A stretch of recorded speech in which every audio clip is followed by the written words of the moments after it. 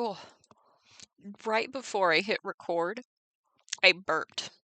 And it my little microphone went all the way into the red. I've never done that with just a burp before. Oh, so welcome back to Writer Wednesday. This is the first one that I'm doing in 2025. So this is the first one I've done. And I don't know if you can see behind me, I have, oh, it's backwards.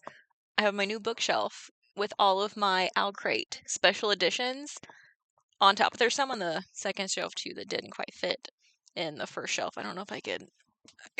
No, I can't move that far. But those gears are sprayed edges of a book that I did. There's like 3 books there, and together they're like gears. That was more of a practice run because it's 3 copies of the same book. But anyway, I've I've moved everything on my desk now, so I'm like still getting used to like this new arrangement because I got a bookshelf for Christmas because I asked for a bookshelf because I've had a towering stack of my TBR that was just one mild earthquake away from just destroying everything within its path. So I have a nice sturdy bookshelf with all my TBR on it. I've got the shelf with my books that I've published and my favorite books against the wall, and then I moved this little black bookshelf here behind me from the other side of the room where the new bookshelf is to now it's behind me. I have hair on my face, probably dog hair. I hugged the cat before I sat down. I realized that was a mistake. I'm really proud of like how it turned out because I tried to kind of arrange the edges, like because some of them have sprayed edges, some of them have like the stenciled edges. Oh, like, hair everywhere. Hold on. Oh, and it doesn't help that like I'm using like what is it called? It's like a vitamin A cream. I've mixed it in with my moisturizer, but it leaves my skin just a little tacky.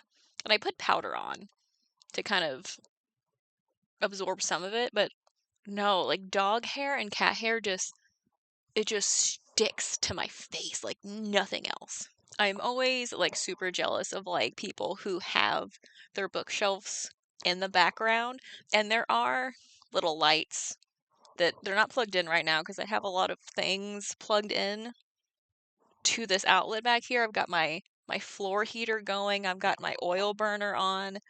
So I like a part of me doesn't want to have anything else plugged in. It's snowing outside, or it's not snowing right now. It had snowed. Time out. Time out. Back up. It snowed yesterday, and there's like ice on top of it. We actually closed our office today because of it, which I took a vacation day today, so it doesn't affect me. Do I feel a little cheated for my vacation day? A little bit. It's neither here nor there, whatever. And I just wanted to do some recording here while I had the time. Oh, gravel. And just kind of do a welcome to 2025 little update, I guess. Because I started that new work in progress, which is really the only thing I'm working on right now. Is there gravel above it? Nope. Ha! Gravel. But it's the high fantasy adult romantasy that I started. It's been several weeks ago, maybe a month ago. And I told myself that I wasn't going to force myself to write. I was just going to write when I felt like it. I was just going to work on the rough draft when I had like the feeling I knew what was going to happen next. And that's what I've been doing. And I think I crossed over 43,000 words yesterday. Because it's one of those where, like, I know where the story's going now, and I have an idea of how I want it to end and, like, what is really going on, but I'm really enjoying just getting into a rough draft without, like, the mindset of I have to get so many words on the page today, or I have to get through so many chapters, or I have to do this, or I feel like a failure. And I'm just kind of going as I feel like it, which is how I wrote Stars and Bones. And one of my goals for 2025 was that I didn't want to force myself to write, and by doing that, make writing feel like a chore. Because that's kind of what I ended up doing for several projects that I worked on. They weren't fun. Well, they were fun, but they weren't like the same kind of fun as it was to just get in and just explore.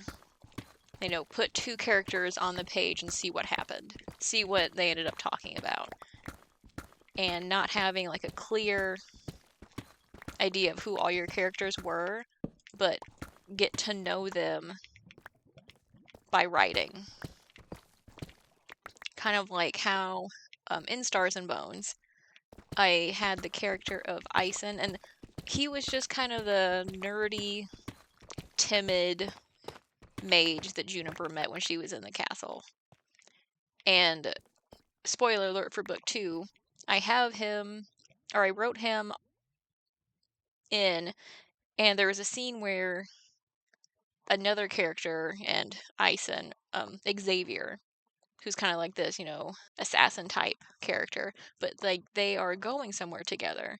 And that is the first scene that I wrote with them together. And I remember when I was doing the rough draft, exploring their dialogue and like their mannerisms when they were on the page together. And like, I didn't intend for there to be anything like romantic between them, but like just having them on the same page and just exploring the dialogue between them, sparks were flying, and it was just like, oh, okay.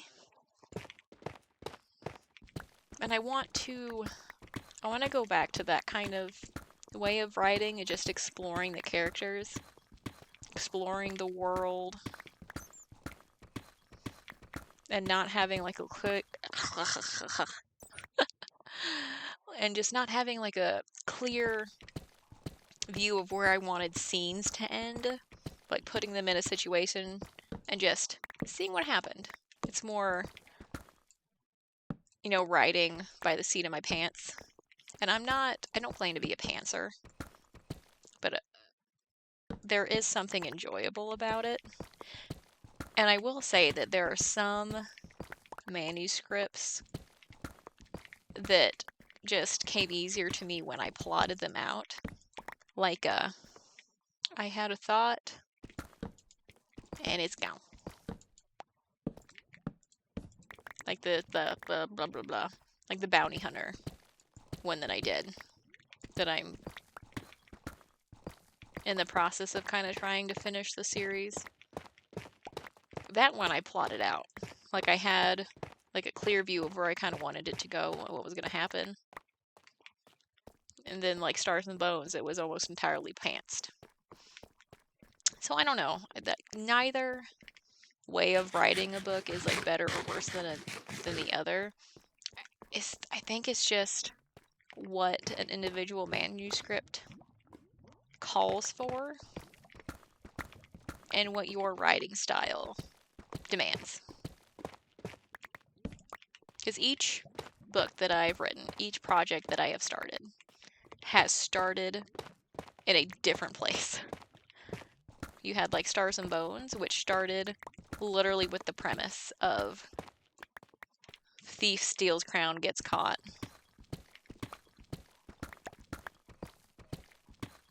What is all of this? Clearly I've been down there. There's a torch. Cool. And Hard as Stone, it started with the opening scene. Like, I had no idea where that book was going, but I started with the opening scene of the main character of Raven, kind of scavenging and then finding, like, the automaton. Fun fact, I pronounced automaton as automaton for a very long time because it is a word that I only ever saw in print. And then I heard it somewhere. I don't remember where it was. But then I remember I kind of, like, I didn't recognize the word. And so, like, I like to watch TV with captions on. I also play Minecraft with the captions. I know, I just do. And there was that moment of, that's how you pronounce that word. Heart of Stone. That entire series was really pantsed. Or a lot of it was pantsed. Like, I had an idea of where it was going, but there was a lot of pantsing involved in that series. Okay, I think both of these are full. But I don't... Yes, blue is full. So I can dump all this stuff in there. Oh, lava. That just keeps on going, doesn't it? And then there's the Bounty Hunter Empire of Shadows that I'm working on. That actually started out as a map that I drew one afternoon when I had this weird stroke of inspiration to draw a map. And I drew that map without having a story attached to it. And then later, when I was kind of playing around with the idea that would become Empire of Shadows, I remembered that map and I was like, I'll just use it for this. And it just kind of happened that way. Reaper and Zeniba, my Aladdin retelling, started out as me challenging myself to write a retelling. As like a... Ooh, there's diamonds down there. More as like a writing challenge than anything else. Diamonds! Got 4! That is the power of fortune. I have fortune 3 on my pickaxe. Ooh, which is almost dead. So I think it's time to call it a day down here. Or let me get this iron. No. Dun, dun. This one. That Aladdin retelling that I did. Reaper and Zeniba.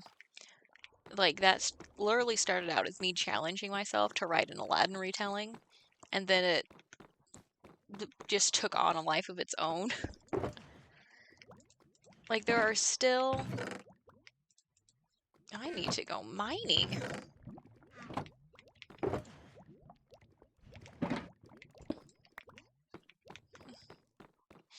Take a day and just go find caves somewhere.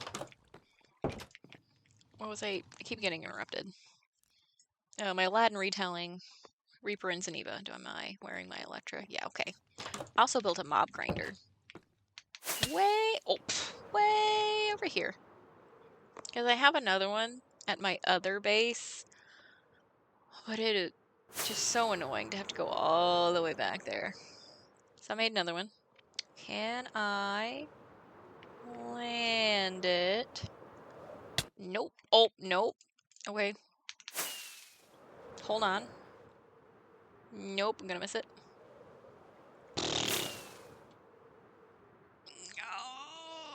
Oh, come on.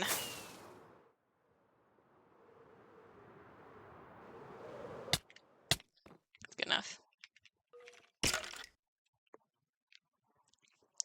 But my Aladdin retelling started out as the challenge of me writing a retelling. Because I don't dislike retellings, but I think that I just went through a phase where there were so many either Cinderella or Beauty and the Beast retellings, and there were so many of them that just weren't, like, how do I say it? They weren't original enough for me to want to read them. No, don't get me wrong, I like Beauty and the Beast retellings as much as the next person. But maybe not as much as, like, some people. Some people are like, just... But there's only so many of them. There's only so many of them that I can read within, like, a certain span of time without just, like, eventually they start blurring together. Because I like to be surprised at what happens next. And when you have like a retelling, there's a certain amount of predictability. There was a period of time where everyone and their sister was writing a Beauty and the Beast retelling or self-publishing a Beauty and the Beast retelling, and it was just like, it got really old.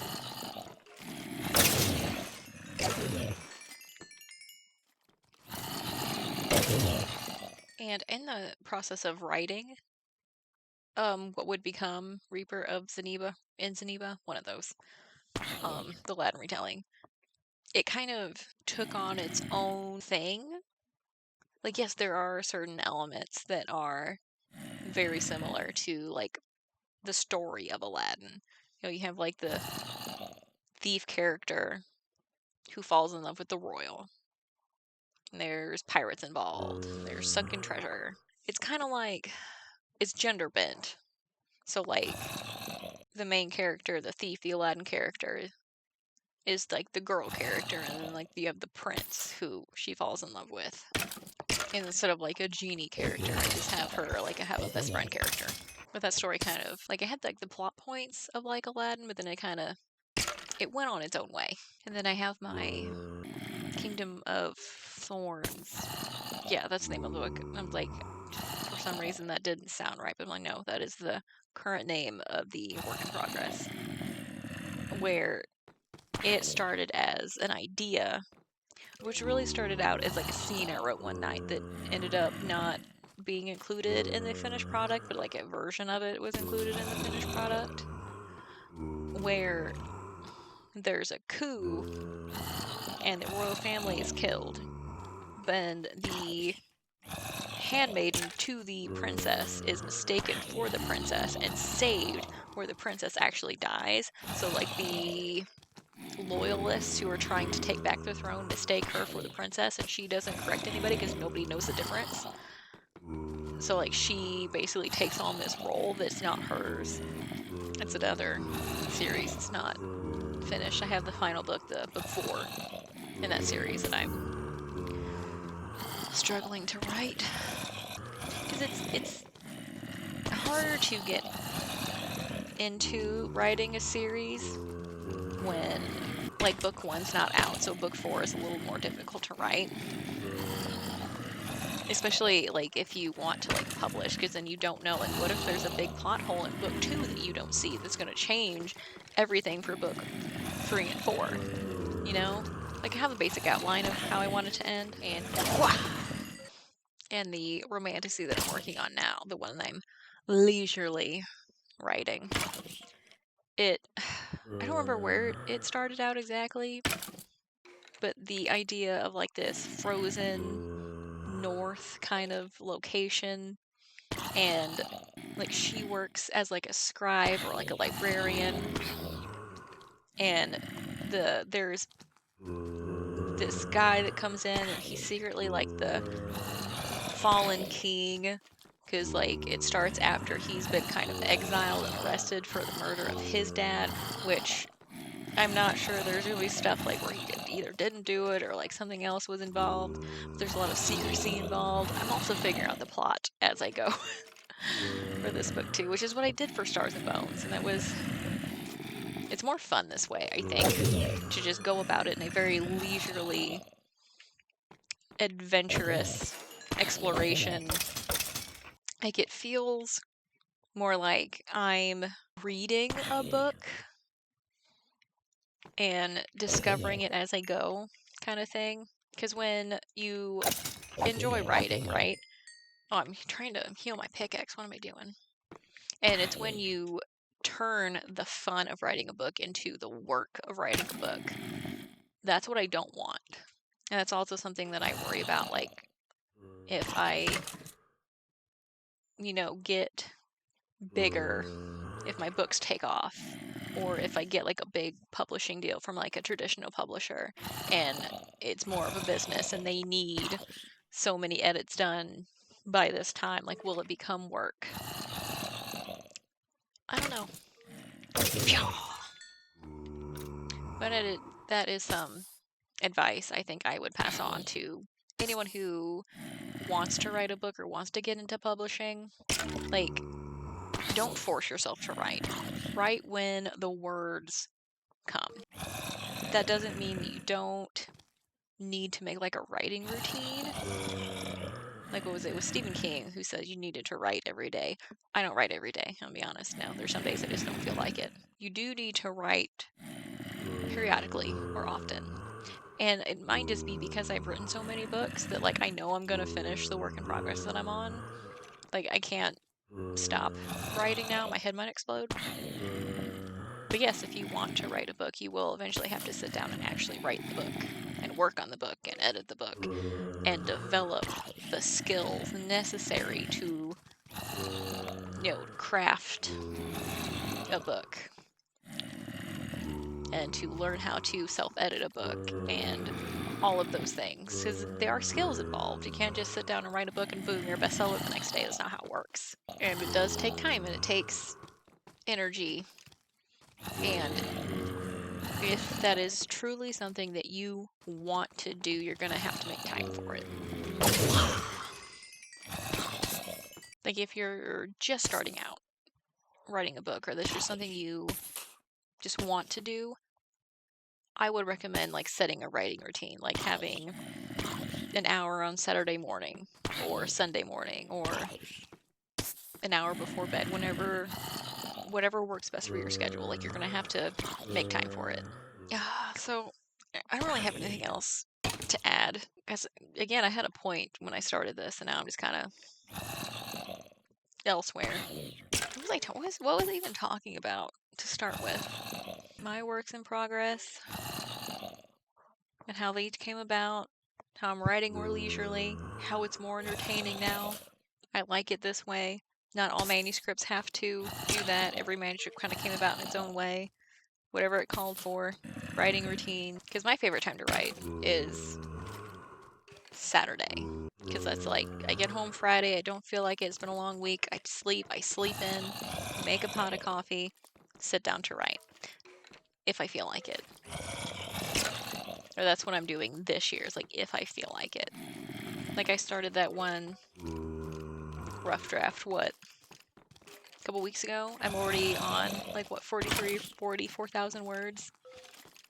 And the plot keeps moving, like, I'm not just meandering, like, things are happening. I've introduced side characters that have room for development, like the prince that I introduced that betrays the main character. So that way he's got opportunity for character growth if I do like a duology or like a longer series.